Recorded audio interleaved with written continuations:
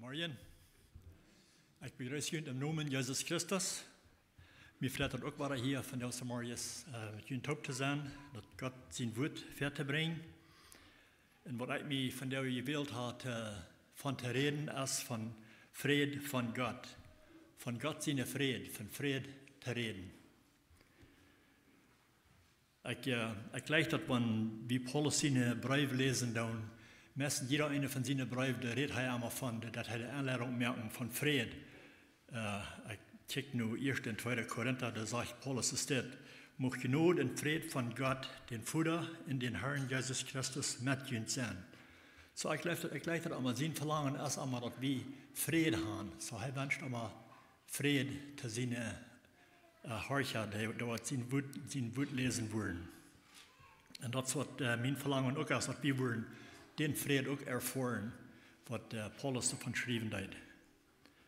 Und so von Fried reden, ich dachte so, einer würde auf verschiedene Wege von Fried reden, von Fried in der Welt von der und auch. Das ist so viel Arü und Streit und verschiedene Dinge, was in der Welt angehen, und das ist sehr wenig Fried im Land, in verschiedenen Ländern. Aber ich will nicht, hauptsächlich nicht reden von Fried in den Ländern, in der Regierung und so weiter, herrscht dort in so einer Städten. Ich will lieber mehr reden von Frieden in unseren Horten. Persönliche Frieden, was wir erfahren können, wie aus Gott seine Kinder.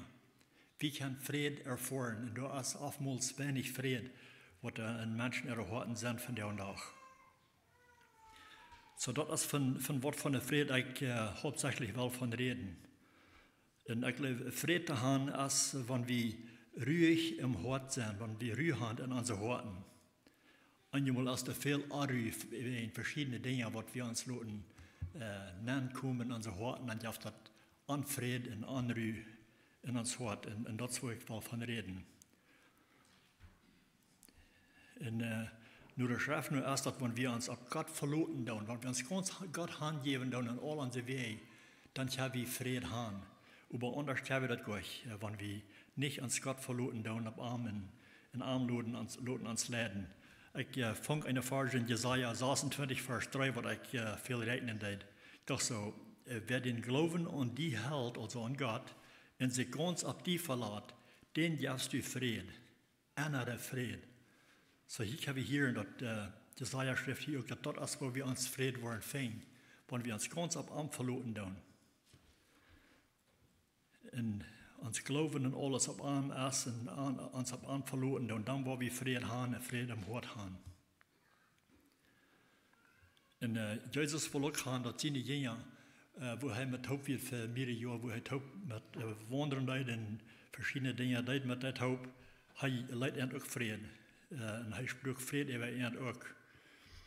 Und wenn der Frieden kommt auch von Gott, Jesus spricht Frieden über seine Jünger. In Johannes 14, Vers 27, das wird eine kurze Zeit fördert, wo Jesus das bekannt geben hat zu seinen Jüngern, dass er diese Welt verloten, er wird ihn verloten, er wird allein loten sozusagen, und da wird viel Anfrieden anrühren in ihre Horten. Und Jesus wisst das auch. Und er sagte, und Fried lot ich günd, in Johannes 14, Vers 27. Er sagt, meine Fried gebe ich günd. Ich gebe nicht so aus der Welt gibt. Lot günd nicht das Hort bearügen. Und fürcht günd nicht.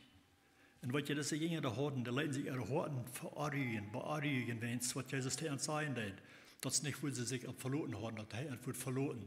Aber nu hat er das nur gegeben, und sie hatten nicht, sie hatten viel Arü in ihren Horten, und sie gingen fürcht durch.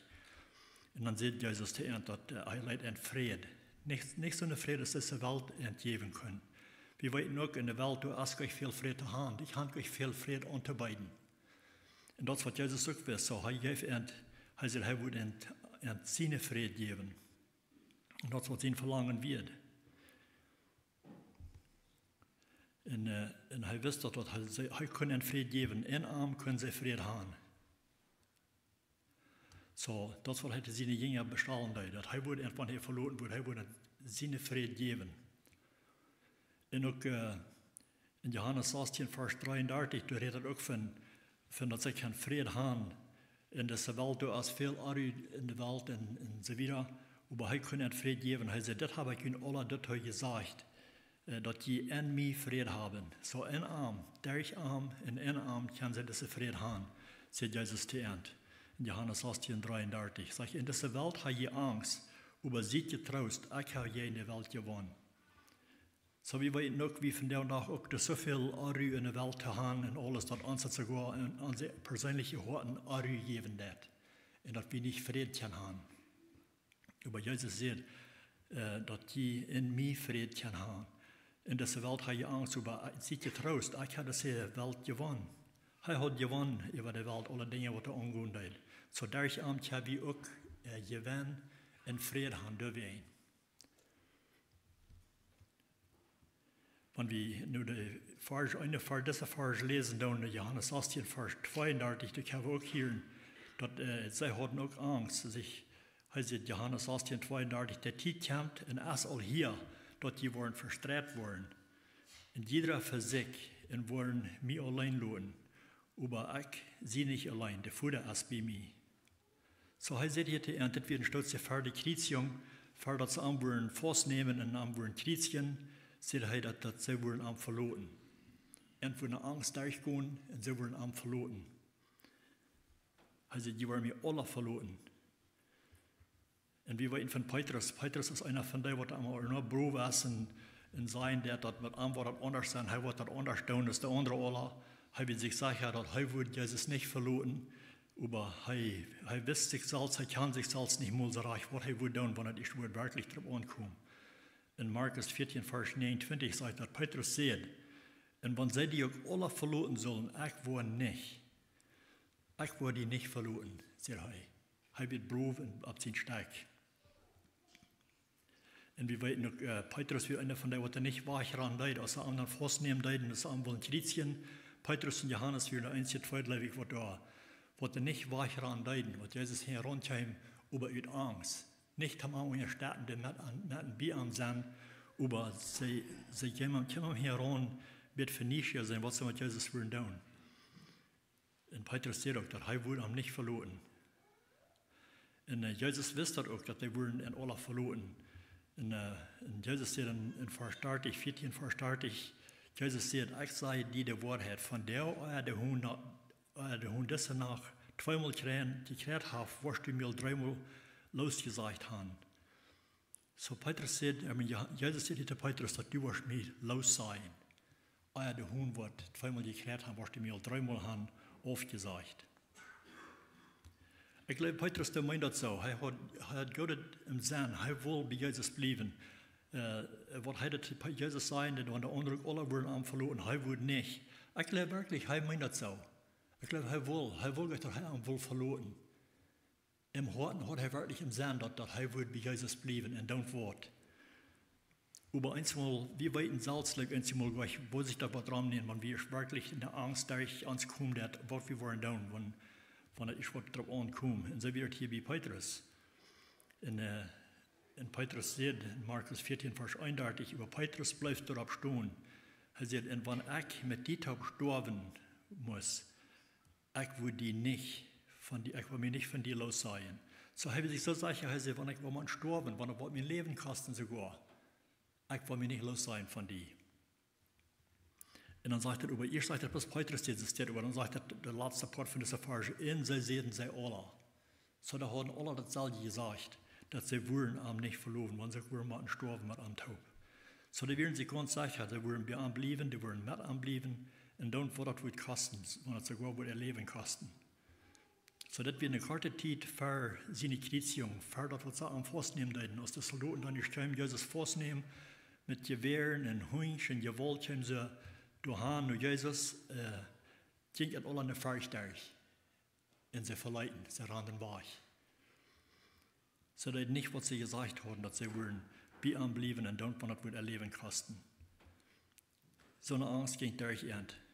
Und sehr oftmals, ich glaube, meest allemaal al sehr viel, als dat weens Angst, weens grote Furcht, wat er daar kan leven gaan, dat verliezen we ook ons, verliezen we dat de vrede wat we zullen hebben. Dan vergeet de vrede. En dat is wat de schrift van reden dat, van waar we den vrede verlieren worden. En dat is de hoofdzaak wat ik van deze morgen wel uns wiesen, wo wir können uns Frieden verlieren oder wo wir den Frieden können zurückkriegen. Wo wir nicht können, brauchen den Frieden verlieren.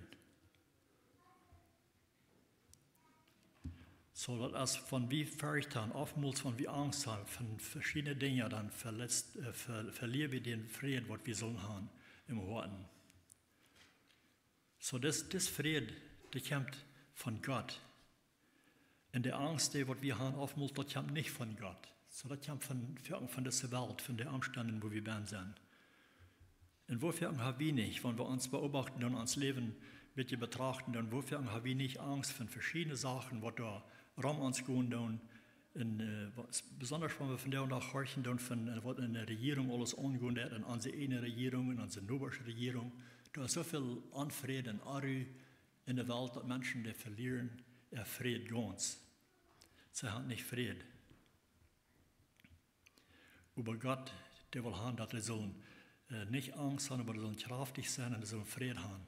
In 2. Timotheus 1, Vers 7 sagt Paulus, der Timotheus ist dort, will Gott ja uns nicht einen Geist, der uns furchtsam merkt, aber den Geist von Leib in Kraft. Und dort wir uns selbst beherrschen können, dort wir können Self-Control haben. Das wird Gott uns geben, das kommt von Gott. Die Kraft, die wir brauchen für uns Leben, jeden Tag, zu alle Tiden. Und wir wollen, dass Jesus wisst, auch dass seine Jünger, die hatten den Geist von Angst. Sie hatten Angst an sich, sie waren Angst, was wird passieren, wenn Jesus wird verloren. Aber Jesus, der will bekraftgen mit den Heiligen Geist. Er will nicht haben, dass sie so diesen Geist haben von Angst. Er will bekraftgen mit den Heiligen Geist.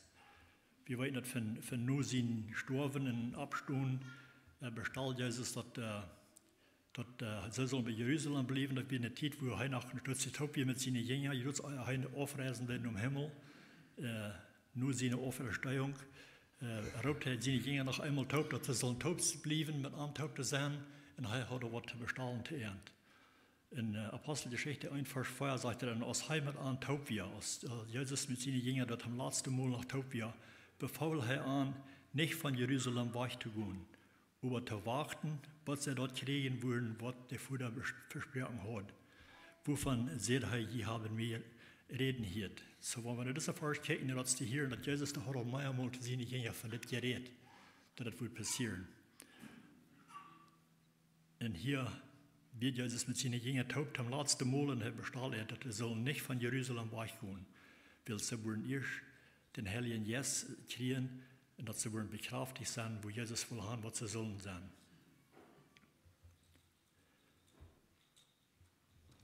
Und dort wird was Gott versprochen hat, was er irgendwo geben, und dort wird der Heilige Geist, was sie wollen kriegen als Helper.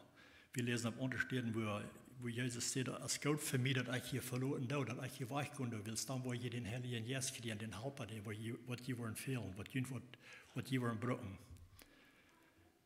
So, und das wird Jesus bestellt zu seinen Jüngern. In der Vers 8, Apostelgeschichte 1, Vers 8 sagt er, wenn der Heilige Geist über ihn kommen wird, wo ihr Kraft kriegen. So, dann wollen sie bekraftigt werden. Durch den Heiligen Geist, da wollen sie die Kraft kriegen. Und die wollen meine Zeichen sein in Jerusalem, in ganz Judäa, in Samaria und über die ganze Welt. Und das ist auch, was da passiert ist. Wir können von der Tag haben wir hier, wo so viele glaubende Menschen, die da über die ganze Welt gehen und sind Zeichen für den Heiligen Geist, weil sie sind bekraftigt mit den Heiligen Geist. Sie predigen für Arme, sind Zeichen für Jesus. Und hier auch, als die Jünger diese Kraft kriegen, als sie den Heiligen Geist kriegen, dann wird der Furcht weich von ihnen. Sie haben nicht mal die Furcht, was sie erst hatten, wo sie weich werden von Jesus. Hier werden die bekraftigt mit den Heiligen Geist. Und wir weiten in Apostelgeschichte 2, da lesen wir von, wo Petrus seine starke Predigt predigen zu den Menschen in Jerusalem. Und das wird wirklich eine sehr manche Predigt, was da angehen. Da werden viele Menschen von verschiedenen Ländern, von verschiedenen Sprachen, in Jerusalem gekommen. Und dann kam Petrus auf einmal und eine Predigt predigen.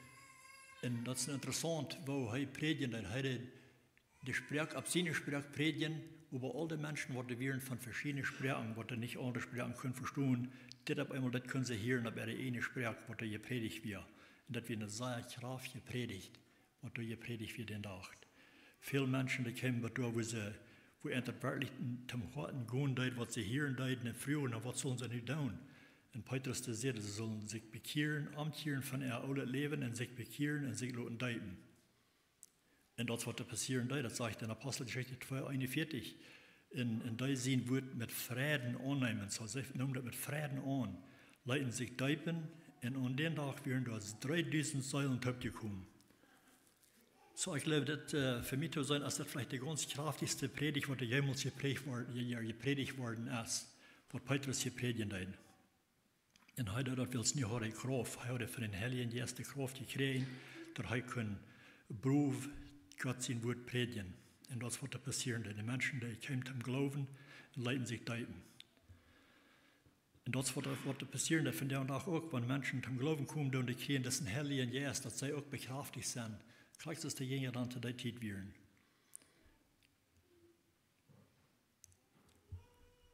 So, jede Person, die von nie geboren ist, die hat diese Kraft auch in sich, die hat den Heiligen Geist, um ihnen zu helfen in der Zeit, wo es fehlen wird. Und wir haben wirklich diese Kraft zu haben von Gott. Der Heilige Geist, der ist Gott.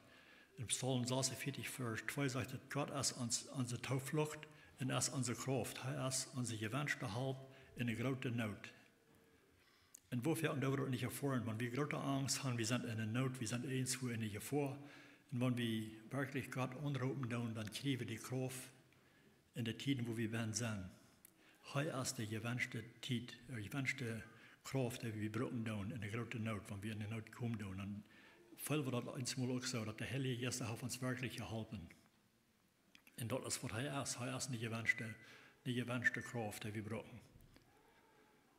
Und einmal dann fällt wir uns vielleicht so schwach und halblos in den Umständen, wo wir sind. Ich weiß, mir das einmal so, dann, wo ich dann sah, der Tiet gerutzt, dann fühle ich mich so schwach und halblos und ich weiß nicht mehr, wo ich wieder soll. Einmal sind die Menschen, die kommen und fragen eine Hilfe oder fragen ein Gebet.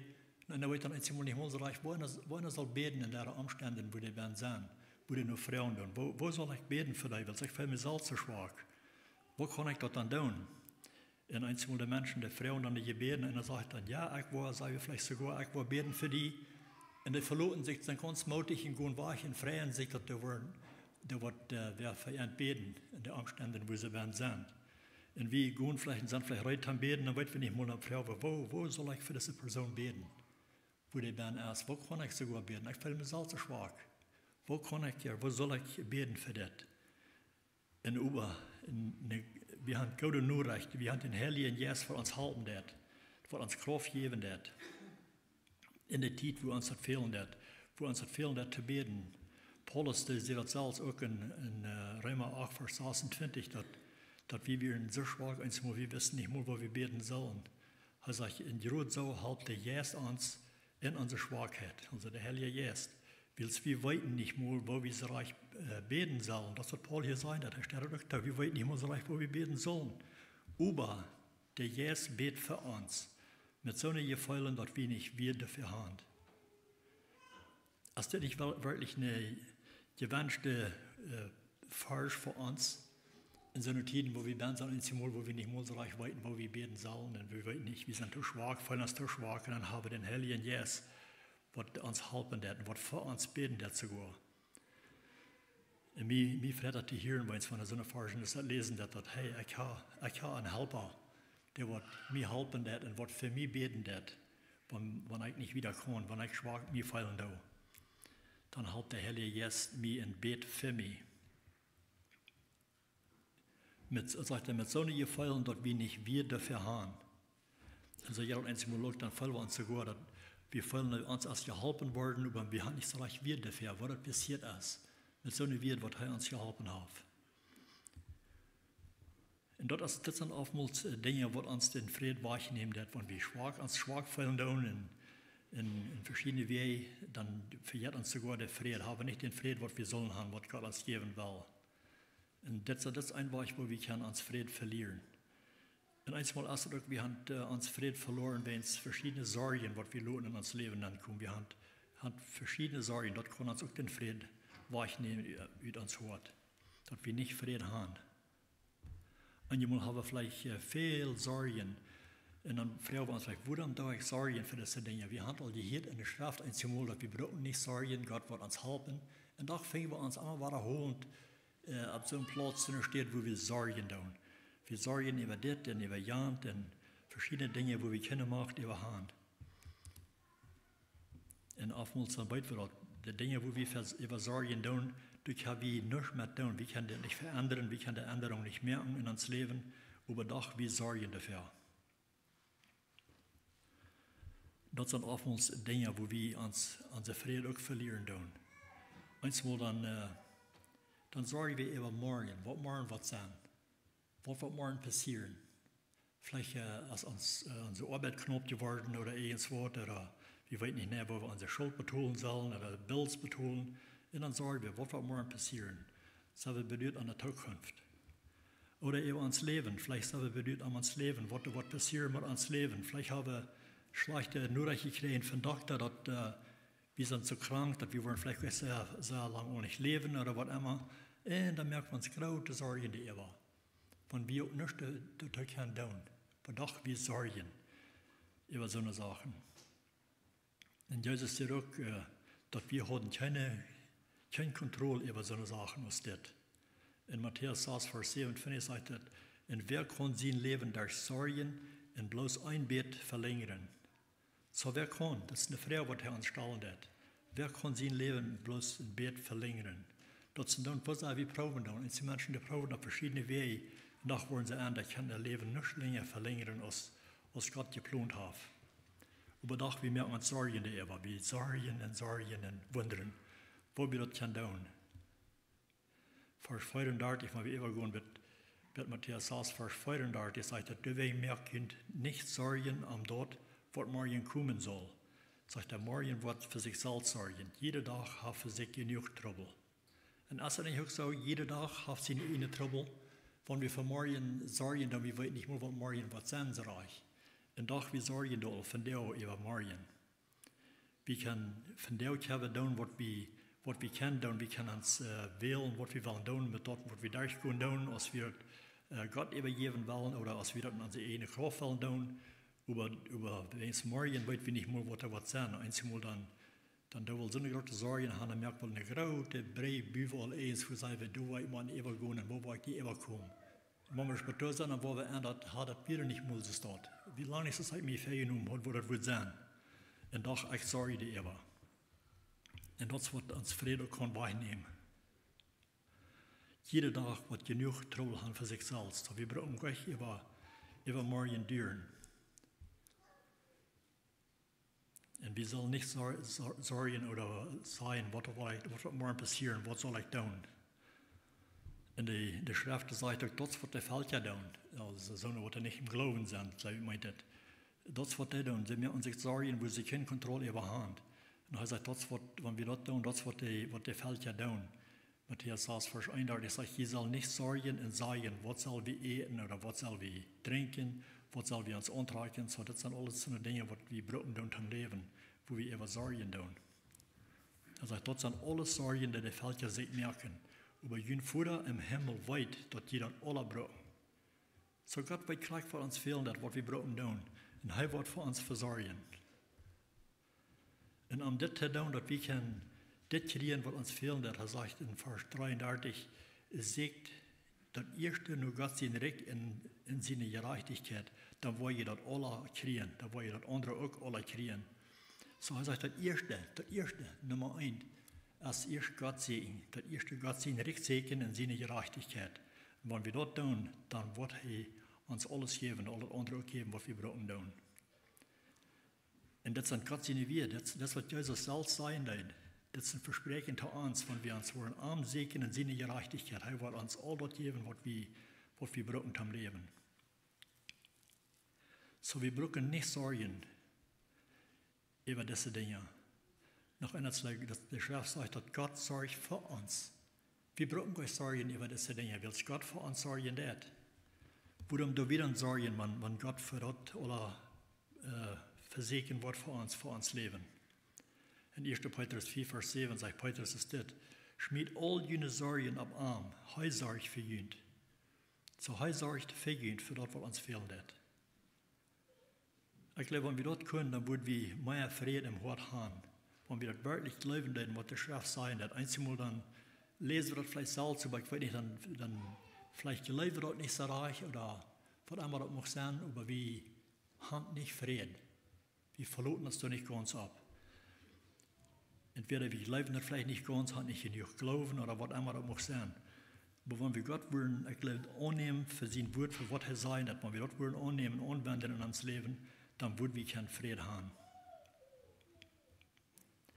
Und wir merken uns oftmals so meiden und werden so recht krank in den Tiden, wo wir uns Material tun und überladen tun mit allerhand verschiedenen Dingen versorgen und so weiter, dann uns der Frieden weggenommen wird deswegen.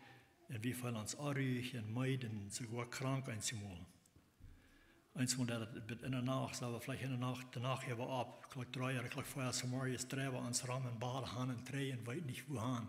Haben uns Gedanken auf verschiedene Dinge, was da umgehen tun ans Leben und Leben. Wir wollen das vielleicht keine ändern mit danach war ans Rollen und Randchen und Grabeln. Und wir brauchen das gleich tun. Bis Gott nimmt für sein Wort, was er sagen wird, dass er für uns sorgen wird. Und wir können Arm das übergeben. Bring das nach Arm, bring das in den Kreuz. Er sagt, er sorgt für uns.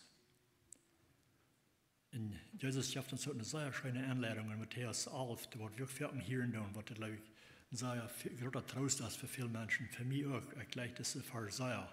Matthäus 11, Vers 28 sagt, kommt alle zu mir. So ist eine sehr schöne Anleitung. Er sagt, kommt alle zu mir. Er lädt keinem ut, it's not better as.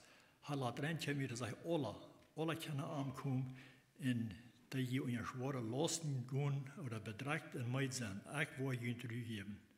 Er sagt, ich will ihnen zurückgeben. Das ist nicht ein Fleisch oder muss sein, dass sie das Wort verdient haben oder wofür die Salz wollen proben. No, er sagt, kommt alle zu mir. Er lädt jedermann an und sagt, die in schwere Lasten gehen und bedrängt und meid sind. Insofern sind wir bedrängt. Wir gehen in schwere Lasten, sind bedrängt und wir sind meid. Wir weiten uns nicht mehr wieder zu gehen. Er sagt, ich will ihnen zurückgeben. Und dann sagt er, leg ihnen mein Joch ab und lehrt von mir, weil ich sie sanftmütig und von Herzen demütig. Und die wollen rüfen. Auch was ich sagte, die wollen rüfen. Hier wird die Rü sein, in Arm. Die wollen rüfen für jene Säulen. Dann wollen wir Frieden finden in das Wort. Wenn wir das wollen annehmen. Arm das übergeben, arm der Lot geben, nach arm kommen, wenn wir meiden bedrängt sind. So viele Menschen, die hier nicht sind, meiden bedrängt, die wollen nicht wieder zu gehen. Aber wenn wir das wollen, die Jesus bringen, er wird uns Ruhe geben, sagt er. So wir brauchen das gleich allein drehen. Ich gleich den Philipperbrief sagen. Ich gleich die ganze Bibel sagen. Das sind dann, was von Wort lesen, das wir dann studieren, dann fängt dann einmal alle an, das soll die Bürgerschutz zu gleichen und viel zu rechnen. In den Philipperbrief, da habe ich so viele verschiedene Versprechungen zu haben, was wir auch können annehmen ans Leben. Philipper 4, Vers 6 sagt es das. Sorg jüd am Nisch. Der Anfang von dieser Vers sagt es, sorg jüd am Nisch. Und was tun wir? Wir sorgen uns über so viele verschiedene Dinge. Hier sagt Paulus, sorg jüd am Nisch. Laat Gott mit Beten und Prachen und Dankschein sein, alles weiten, was ihnen fehlt. So hier ist auch eines der morgen, dass wir das sollen mit Beten und Prachen tun. Gott alles weiten lassen, was uns fehlt. Mit Beten und Prachen und Dankschein sein. Wenn sagt er Dankschein, wenn was die Krähen haben, was empfehlen wird, was eins für uns vergeben wird, was wir viel rechnen tun und was wir ab uns, was uns fehlen wird, dann sagen wir mit Frieden Dankschein. Und hier sagt Paulus, dass wir sollen tun, wir sollen Gott alles weiten lassen, was uns fehlt, mit Beten und Prachen. Nicht bloß einfach beten, aber wir sollen an Prachen und dann auch Dankschein sein. Ich glaube, wir sollen die Ursache, warum wir sollen Dankschein sein, ist, wir sollen das so annehmen, als wenn wir all die Krähen haben. Wenn er uns all die Gift hat, soll wir uns all bedanken. Dann sollen wir am weiten lassen, alles, was uns fehlt. Ich los, wie das Gott, der wisst gleich, was uns fehlen wird. Aber er ist ein Futter, was er will hören von seinen Kindern. dat die naar aankomen aan zijn en wat het zijn Kinder fehlen dat. Dat is een vrij te weten. Kijk, dat is wie als mensen, van onze Kinder eens dat thuis kunnen doen en dan kan dat eens wel zijn, wat die fehlen dat, aber en we zien hier wel gaan dat het zal naar hem komen, vrouwen aan, dat die we kan helpen. En dan weet wel wat er fehlt, aber en wel hier wat hij worden vrouwen, wat en fehlen dat. Dat wordt veel rekenen. En zo is het met God ook. We zullen God alles weten laten, met beden en praten en dankzij zijn. Alles weten wat ons fehlt. Van hij het ook al weet, maar hij wil de dag van ons hieren. En ik geloof, wanneer we dat worden doen, dan checken we wat de nächste Fall zijn. Dat wanneer we worden alles naar aanbrengen aan praten en beden en dankzij zijn. De nächste Fall zegt vers 7, de vers wat ik hier in de bulletin aan, wat ik broten deed, als mijn tekst. Zegt hij, en wanneer we dat worden doen, in God zijn vrede. Die weet even alles gaat, wat mensen verstaan kunnen, wat je horen in gedanken in Christus Jezus bewoorden. Zo dit is voor God zijn vrede komt. Wanneer we dat worden doen, aan worden alles overgeven. Dan worden we deze vrede krijgen. Wat hij ons hier geven wil. En deze vrede, die weet even alles gaat, wat mensen verstaan kunnen. En ik weet niet, als je het moet zeggen, is dat wanneer je op eerst God dat overgeven doen en zich wanneer je op God verloten doen met de dingen wat je veel en alles om dat overgeven, dan op eenmaal dan komt er een vrede in je hart aan, wat je niet meer zo recht weet, dat wordt het zo recht schaffen dat. En dat is wat hij zei, dat is weet even wat mensen verstaan kunnen, wat je hart en gedanken in Christus Jezus bewoorden. En ik dacht, en dat is ook dat ons wat onze harten en onze gedanken, die worden bewaard worden. Wofür fehlt uns nicht, dass wir uns unsere Gedanken bewahren tun. Wir haben verschiedene Dinge, was wir in unsere Gedanken anlauten tun, was wir nicht in den Gehirn tun. Uns fehlt uns Verstand zu bewahren, unsere Gedanken, auch unsere Harten. Fehlt uns zu bewahren. Und das ist, was Paulus gesagt hat, was Gott wird tun. Er wird uns Frieden geben und er wird unsere Harten in Gedanken bewahren. In Christus Jesus. So wir loten uns verschiedene Dinge, was wir in unsere Gedanken anloten, was der Feind uns sagen wird, und wir loten die der open, loten, dass er ankommt, und dann grabbeln wir über die verschiedenen Dinge und dann dort abbühen, und loten dort uns Frieden wegnehmen auf uns. Und das ist im Hort, was immer im Hort bin, ist das, wo all das Schweinchen herkommt, das, was Menschen verordnen, wo der über so Ferien bedürft ist, und lässt sich grülen und so weiter. Jesus sagt in Matthäus 15, Vers 19, will es aus dem Hort kommen, bei sich Gedanken, Mord, Ehebruch, Hürerie, Stehlen, falsche Zeichnissen und gotteslästerliche Reden. So das ist alles, was im Hort kommt. So deswegen ist es nötig, dass wir Leute unsere Horten bewahren. Dass nicht alle Hand uns dort nehmen können, dass wir uns dort Leuten regieren in uns Leben. Und um unsere Gedanken zu bewahren, hat Gott unsere Gerätschaft gegeben, dass wir können brauchen, wenn unsere Gedanken fehlen zu bewahren. Das sagt in 2. Korinther 10, Vers 2, sehr viele Versen, was ich auch viel rechnen darf, dass wir können, wo wir können gehen, um sein wo unsere Kraft herkommt, wenn es fehlt, unsere Gedanken zu bewahren. Das sagt die Gerätschaft, dass wir zum Kämpfen brauchen, also kämpfen gegen uns Verstand, und gegen den Feind, stammt nicht von dieser Welt, das stammt von Gott. Und deswegen hat das eine Gotteskraft in sich. Das kann jährliche Denken, das falsch und sehr fast ist, zu nichts mehr. Ich gleich der King James in der Übersetzung, das sagt, it can pull down strongholds, also da kann die starke Städten, was uns regieren, durchrieten. Das Gerätschaft hat Gott gemerkt hat für uns. Und das hat Gott für uns redet. Der nächste Vers sagt, dass Gott das für uns hat. Vers 4 sagt, mit dort, was Gott uns zum Kämpfen bereitstellt, merken wir alle Gedanken zu nichts und alles, was hoch und fromm utlässt, über uns hindert. Gott immer besser kennenlernen. Wir nehmen alle Gedanken vor, dass die Christus gehorchen machen. Und das ist für uns fehlt, dass wir die Gedanken, was uns regieren tun und uns merken, was das sind, wo wir uns unsere Frieden verlieren tun und unsere Frieden und unsere Hoffnungen alles verlieren tun, dass wir die können festnehmen und durchrieden. Dass die Gedanken, die an Christus gehorchen. En dat heb we doen, de kracht heb we als God zijn kinderen. Hij heeft het regelmatig voor ons dat we dat kunnen gebruiken. So met dit wat hij ons onze harten en gedanken in Christus Jezus bewahren, met dit gereedschap wat hij heeft regelmatig voor ons. En nog wat, vrede is een van de vruchten van Jezus. Waarom wil God zich hier aan dat we zullen in vrede leven? Hij zegt maar dat een van de eerste vruchten, wat we van lezen, dat is ook vrede. In Galater 4, vers 22 zegt dat in Jezus zijn vrucht is liefde, vrede en vrede. Also de derde vrucht, wat hier opgericht is vrede, wat we zullen hebben. Dat is een van de eerste vruchten, wat we aan ons zullen hebben. Liefde, vrede en vrede, geduld, vriendelijkheid en goed gezonnen zijn, geloven, gelindigheid en zelfbeheerschung. So hier hebben we een van deze, dat is een groep van verschillende vruchten, wat hier in ons zijn, wat de eerste vrucht is, als vrede ben. So God wil werkelijk gaan dat we zullen in vrede leven kunnen, dat vrede zal in ons hart regieren. Dan hebben we, wanneer we deze vrede im hart hebben, dan hebben we ons werkelijk in vrede doorleiden, dan brauchen wir uns nicht danach über rollen und down und kann nicht schlupen und haben sich Gedanken über die verschiedenen Dinge, wo wir keine Macht über haben. Und so fährt man da wieder.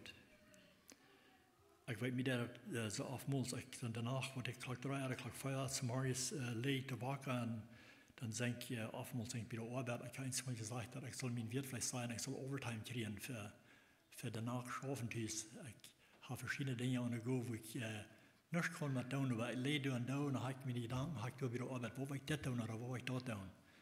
Ich habe jetzt mal mit dem Spruchlos gesagt, dass ich soll Overtime kriegen für danach über Grabeln und Schafen. Und das ist unnötig, das ist ganz unnötig. Der Friede, der verschwindet uns da. Wir haben nicht den Friede, was wir sollen haben am Horten, wo wir können uns durchleiden und im Frieden schlupen. Und das ist nicht bloß dort, das sind verschiedene andere Dinge auch. Vielleicht, wo unsere Familie, wo mit der wird gehen, mit der Zukunft und so weiter. So, das kann auch noch verschiedene Dinge sein, was uns der Friede wegnehmen wird, was uns sogar den Schlup wegnehmen wird. Ich glaube, das was der König David sieht, in Psalm 5, Vers 9, er sagt, ich will mich durchleiden in einem Frieden schlupen, weil dort schaffst bloß du hart, dass ich in Sicherheit wohne. So, er hat erfahren, hat gemerkt, er wusste, dass von er Frieden will haben, er kann sich ganz ab Amt verloren, er kann sich durchleiden, er kann im Frieden schlupen. Das ist der falsche Brück, ich werde, wenn wir auch da wirklich Gott nehmen für sein Wort zu sich sein, ich will mich durchleiden in dem Frieden schlupen. Das er ist der, was alles regieren wird. Wir haben keine Macht und die verschiedenen Dinge, wo wir über Sorgen tun, regieren. Und andere wirklich übergeben. So sind die verschiedenen Dinge, die uns den Frieden wegnehmen. Das kann Angst sein oder Furcht oder sogar Zweifel. Viele Menschen die haben Sorgen über Zweifel. Die zweifeln, ob sie wirklich Rat sind. Einige Menschen, die vertellen dann, ob sie wirklich Rat sind oder nicht. Sie weiten nicht, sie haben sich mal den Herrn übergeben. Aber dann kommt die verschiedene Leben näher, dann zweifeln sie wirklich, ob sie ihren Rat sind, ob sie das so gemeint haben, dass sie mal die Entscheidung gemerkt haben, nur zu folgen. Und zweifeln du immer. Und dort kann ein Mensch auch sehr viel Frieden wegnehmen, wenn die im Zweifel leben tun. Nicht Gott wirklich glauben, dass sie das getan haben.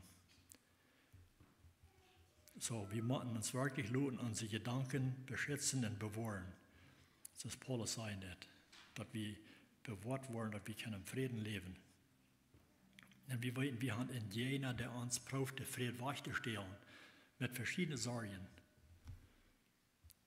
Und wir weiten, dass das nur Johannes 10, Vers 10 sagt, dass ein Stehler, der kämpft, bloß zu stehlen und in den Grund zu bringen, was immer er kann. Das ist, was sein Plan ist. Er kämpft, zu stehlen und zu schlachten und in den Grund zu bringen. Jesus sagt, ich bin gekommen, das Leben zu bringen. Und dort soll das voll abhauen. Und er kann uns den Frieden geben, was wir brauchen, was uns fehlen wird. So Gott hat uns Frieden reingemacht. Er hat uns den Frieden gegeben, den wir brauchen, den wir kennen haben, durch ihn. Noch einmal die Vers in Jesaja 26, Vers 3, was ich schon lesen habe. Wer den Glauben an die hält und sich ganz auf die verlässt, den gibst du Frieden, innere Frieden. So hast du diese Frieden, das ist eine Freude jedem einen von uns. Hab wir diese Frieden, die Gott uns geben will, die wir brauchen dann. So ist Philippa 4, Vers 6. Laat Gott mit Beten und Prachen und Dankschein sein, alles weten, was uns fehlt. So er wird uns das geben, was uns fehlen wird. Wir brauchen nicht über Sorgen, dass uns das den Frieden wegnehmen wird. So ich will schließen mit dieser Worten. Mein Gebet ist bloß, dass wir wirklich auch wollen, den Frieden segnen, Gott hat eben geben, wo immer wir über Sorgen haben, dass wir wollen im Frieden können leben, jeden Tag. Was immer unsere Umstände sind, dass wir wollen in Gott gehen, in Armen verteilen, alles, was uns fehlen wird, mit Beten und Prachen und dann auch Dankschein sein. Da noch beten. Gott, himmlischer Vater, wir danken dir für dein Wort, was du für uns hast, wenn wir durch verschiedene Tiden gehen, wir gehen durch verschiedene Dinge, wo uns oftmals der Frieden weichgehen wird, dass wir nicht Frieden im Hort haben. Wir lassen uns verschiedene Sorgen an die Gedanken übernehmen und dann sorgen wir die eben wundern, wo wir das merken für den nächsten Tag. Das haben wir vielleicht einmal sogar bedeutet für unsere Zukunft und weiten nicht, wo das sich nehmen mit uns und so wieder. Und Gott, ich weiß, du hast nur den Wort, du hast dir alle gemerkt für uns, dass wir das nicht brauchen. Du sagst, dass wir können unsere Sorgen in die bringen, du sorgst für uns. Und wir danken dir dafür, dass du für uns sorgen darfst, für die Dinge, was uns fehlen wird. Du weißt auch, was uns fehlen wird, was uns neidig fehlen wird. Und wir können uns bis kannst die übergeben und die das in der Hänglein, du wirst die da umkämmern. Oftmals nehmen wir das selbst und dann können wir gleich wieder gehen, nicht mal. Und dann sorgen wir und wundern, wo wir das wieder wollen tun. Help uns Gott in der Tiden, dass wir wirklich wollen, uns ganz ab die verloren in all unsere Wege, in alle Umständen, wo wir sind, dass wir den Frieden holen, den du uns gegeben hast, dass wir den auch kriegen wollen und dass du uns beschützen, unsere Gedanken und unsere Worte und alles beschützen, dass wir können wirklich im Frieden wiederleben. Ich danke dir noch einmal, Herr, für den Wort, dass wir das haben hier ganz klar sein, wo wir den Frieden können holen und was uns den Frieden geben kann. Und auch was uns den Frieden kann wegnehmen. Beschütze uns von dort, Herr. In den Namen bete ich mit Danksagung. Amen.